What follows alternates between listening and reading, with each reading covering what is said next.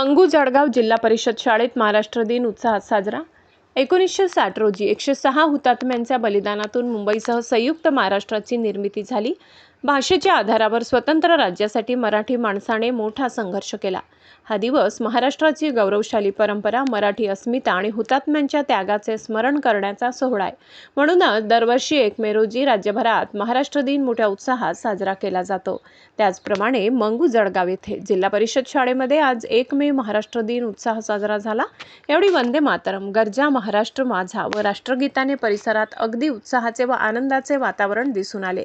यावेळी मंगू जळगावचे भूमिपुत्र श्री कृष्णा भोकरे यांच्या हस्ते ध्वजारोहण संपन्न झाले। कृष्णा भोकरे हे या जिल्हा परिषद शाळेचे माजी विद्यार्थी असून त्यांनी मंगू जळगावचे नाव गल्ली ते दिल्लीपर्यंत नेले असून त्यांनी मंगू जळगाव जिल्हा परिषद शाळेचे नाव आपल्या शिक्षणाच्या माध्यमातून सर्व जिल्ह्याला दाखवून दिले। यावेळी कृष्णा भोकरे या माजी विद्यार्थ्यांना व गावकऱ्यांना मोलाचे मार्गदर्शन लाभले। यावेळी भोकरे म्हणाले की सर्व शेतकऱ्यांनी व गावकऱ्यांनी इंग्रजी शाळेपेक्षा आपल्या मराठी शाळेला महत्त्व द्या। आपली मराठी शाळा हीच आपल्या जीवनाची जडणघडण व्यवस्थित घडवते, त्यामुळे प्रत्येक पालकांनी इंग्रजी शाळेत आपले मुलं न पाठवता मराठी शाळेमध्ये आपल्या मुलांचे शिक्षण घ्यावे, असेही यावेळी त्यांनी मोलाचे मार्गदर्शन केले। यावेळी मंगू जळगावचे सरपंच श्री राजू वाडेकर, उपसरपंच अण्णासाहेब वाडेकर, शालेय समितीचे उपाध्यक्ष कृष्णा वाडेकर, कैलास वाडेकर, विक्रम कोकणे, भीमराव यादव, प्रकाश काका वाडेकर, रमेश वाडेकर, भरत शिंदे व सर्व शालेय समितीचे सदस्य, सर्व शिक्षक, मुख्याध्यापक व गावकरी मंडळी उपस्थित होते। ST Marathi news Maharashtra, Santosh Tadpe, Ghansawangi.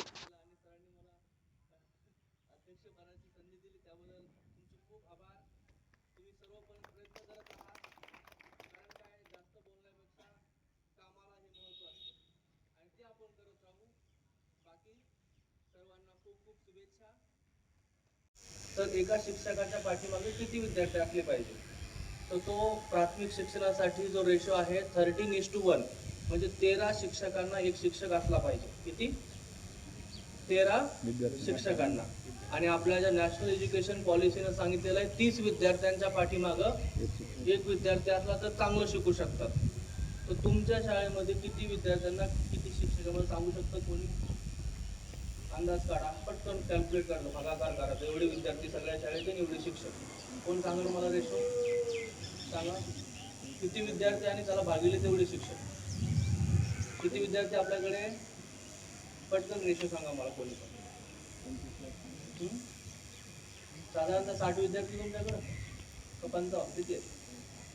सगळ्या वर्गाची मुलं 160 आणि शिक्षक किती आहे तुमच्याकडे? 6 भागिले 160 किती होतात?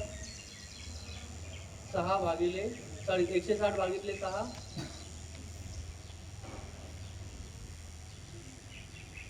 भागाकार कोण करतो चांगला? 160 भागिले 6 शिक्षक किती? 6 दुने 120, बरोबर? 20 जास्तीत जास्त किती येतील तुमचे? 25। म्हणजे जे तुम्हाला केंद्र शासनाने ठरवून दिलेल्या नियमाच्याही तुम्ही अलीकडे आहात। म्हणजे हा रेशो खरंच कुठल्याही इंग्रजी शाळेमध्ये पाहायला भेटत नाही किंवा कुठंच असा रेशो नाही, बरोबर? त्यामुळे तुम्ही सगळ्यात म्हणजे हे आता आमच्या मुलांनाही नाही, तिथं 60-70 पोरं आहेत, एक शिक्षक आहे, कसं लक्ष देणार आहे? शक्य नाही। त्यामुळं मराठी शाळा ही अत्यंत महत्त्वाची, हा शिक्षक रेशो पण त्यांनी मेन्शन केला आहे, कारण त्यांना शासनाचे नियम असतात। साधारणतः 25 विद्यार्थ्यांच्या मागे एक शिक्षक आहे, म्हणून तुम्हाला चांगलं लक्ष देणं वाटतं। बाकी आपण जिकडे पाठवतोय तिथं विचार केलं तर आपण त्यांना प्रश्न विचारतो का 30,000 देऊन पण 25 शिक्षकांना काय हे शासनाचा नियम आहे, लक्ष देणार नाही। जाणार विद्यार्थ्यांचे किती हाल आहे, तिथे स्लॅबचे रूम आहेत, बऱ्याच ठिकाणी आता आसपास पत्र्याचे रूम आहेत, पत्र्याचे रूम आहेत, किती त्या विद्यार्थ्यांचे हाल होत असतील, आपण 1 दिवसात परिसर होतो। त्यामुळं इथेच दुसरं एक तुम्हाला आणखी प्रॉमिस करतो की सरांनी सांगितलं की विद्यार्थ्यांचा पहिल्या वर्गातला प्रवेश हा खूप अडचणीचा आहे। मला माहित नाही आम्ही आमचा विद्यार्थी किती दिवस या शाळेत ठेवू, आमचा मुलगा, परंतु त्याची पहिली शाळा ही जिल्हा परिषद शाळा मंगू जळगाव हीच असणार आहे, हे लक्षात। पहिली शाळा हीच असेल तर 2 महिने राहील, 3 महिने राहील, किती राहील, कारण बदली होत असते, मर्यादा आहे, परंतु प्रेम कधीच कमी होणार नाही। पहिली शाळा कोणती असेल आमच्या मुलाची? जिल्हा परिषद शाळा मंगू जळगाव। त्यामुळे सर तुम्ही जे प्रयत्न करता खरंच अश्रू येतात आम्हाला. ही शक्य नाही कुठे. लाखो रुपये देऊन ही जी गोष्ट आहे ना, ही कुठेही मिळणार नाही. सगळ्यात म्हणजे मराठी शाळांना जो टॅग लागला ना, त्यांना इंग्रजी येत नाही. परंतु इंग्रजी ही फक्त भाषा आहे. आज मी या गल्लीतला माणूस दिल्लीतल्या 26 राज्यातल्या त्या सगळ्या केंद्रशासित प्रदेशातल्या मुलांना fluently I am teaching them in English without any hesitation. It doesn't matter either they are from IIM, IIT, AIMS, doesn't matter for me. I directly teach them in fluent English without any hesitation. I also taught from this same school. And teacher's qualification was not MA, BA, PhD. That teacher was simply 12th pass out person. He taught me English and improved. नंतर इंग्रजी हे कधीही शिकता येत आयुष्यामध्ये. तुम्हाला पहिलं English आमच्याकडे 5वीला होतं. 5 वर्ष ABCD माहिती नव्हती, खरंच माहिती नव्हती. नंतर इंग्रजी शिकता येतं आणि एकदम चांगलं शिकता येतं, लक्षात ठेवा. त्यामुळं इंग्रजीचा बाऊ करू नका. आणि आपली शाळा ही सगळ्यात 8वी पर्यंत कोणीच आपली शाळा सोडायची नाही. कारण यांच्यासारखं बेस्ट कोणीच शिकवत नाही. बाकीचे तुम्हाला माहिती काय क्वालिफिकेशन घेतात, कोणी 12वी घेतात. आपल्याकडे सगळेजणांनी ऍटलीस्ट सगळ्या परीक्षा पास करून आणले की व्यवस्थित सगळं शासनाने दलित केलं आहे. आणि फक्त काय की इंग्रजी शाळा, इंग्रजी शाळा, इंग्रजी शाळा कशासाठी? त्यामुळे विद्यार्थ्यांचा रेशो हा चांगला आहे. आणि आपल्याला सगळ्यांनी, आणि आमच्या मुलाची शाळा पण तीच असणार. तो आता 4 वर्षाचा आहे. पुढच्या वर्षी साधारणतः किंवा त्याच्या पुढच्या वर्षी इलिजिबल होईल त्यावेळेस 1 मेला पहिला प्रवेश आम्ही इथे करून जाऊ. ठीक आहे. त्याच्यामुळे तुम्ही चिंता करायची नाही. बाकी आता सर्वजणांनी फक्त जास्तीत जास्त 12वीच्या पुढे शिकायचं. त्याच्यानंतर जेही अडचणी असतील तर मी कसा प्रयत्न करत तुम्हाला करत. कारण मी जेही घडलेलं आहे फक्त आणि फक्त मराठी शाळेमुळेच घडलेलो आहे. कारण बऱ्याच जणांना अभिमान असतो की आम्ही इंग्लिश शिकलो, कॉन्व्हेंट शिकलो, काही फरक पडत नाही. कुठलंही त्यांना नॉलेज नसतं किंवा कुठल्याही प्रकारचे संस्कार नसतात. आज भारत आपला साक्षर झाला आहे, 80-85% साक्षरता असेल, परंतु मूल्य शिक्षण हे 20-30% नाही. कोणाला कसं बोलावं हेही कळत नाही मुलांना. ते वडिलांना म्हणतात हे डॅड, काय हे मॉम. आपल्याकडे म्हणलं तर गाल त्याच लाल होईल डायरेक्ट. म्हणतो का कोणी आपण? तर मग हे शिक्षण शिक्षण नाही, हे मूल्य शिक्षण आहे. आणि ते मूल्य शिक्षण मला वाटतं 100% फक्त मराठी शाळेत शिकवलं जातं.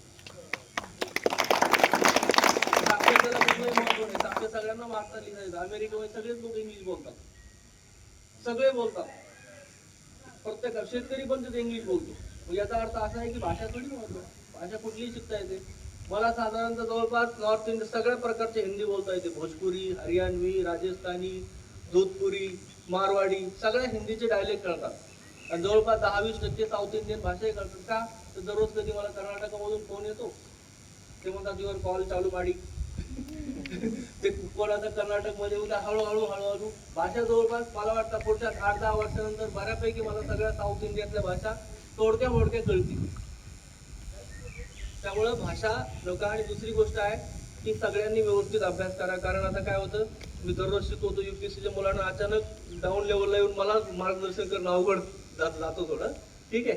परंतु प्रत्येकानं, आणि दुसरी गोष्ट अशी होती की काल परवा मी गणेश सरांचं स्टेटस पाहिले की आपले CEO साहेब आहेत, त्यांनी ठरवलं की आपल्या जिल्ह्यामध्ये 250 त्यांना लायब्ररी बनवायच्या. आणि आपल्या शाळेसाठी लायब्ररी बनवण्यासाठी मी 2-3 वर्षापूर्वी 5 लाख रुपये रक्कम ही मंजूर केलेली आहे, मान्य केलेली आहे. की व्यवस्थित जागा आणि आपली शाळा पण आता व्यवस्थित होती. त्या शाळेच्या आसपास आपली लवकर होईल. आणि ती माझी जी तुम्हाला मी प्रॉमिस केलेलं आहे, प्रॉमिस म्हणजे काय, वचन दिलेलं आहे, ते वचन पाळण्यासाठी त्याच्या आधी मी स्वतःला एक वचन दिलेलं आहे. जोपर्यंत शाळेची लायब्ररी गावात होत नाही तोपर्यंत मी गावात घर बांधणार नाही.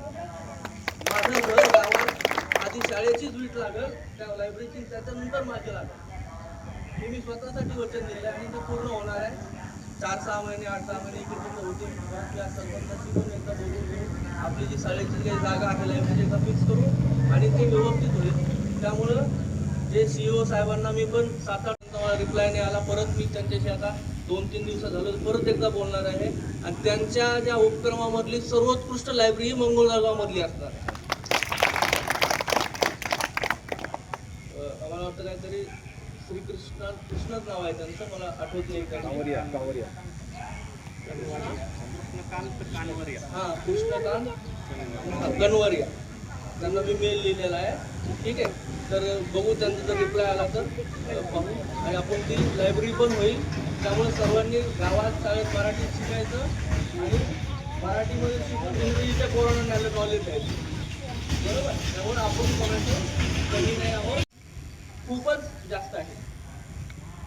ठीक आहे, तर अचानक काल एक लग्नानिमित्त इकडे आलो, सरांना मेसेज केला आणि सरांनी मला अध्यक्ष बनायची संधी दिली, त्याबद्दल तुमचे खूप आभार. तुम्ही सर्व पण प्रयत्न करत आहात, कारण काय जास्त बोलण्यापेक्षा कामाला हे महत्त्व असतं आणि ते आपण करत राहू. बाकी सर्वांना खूप खूप शुभेच्छा.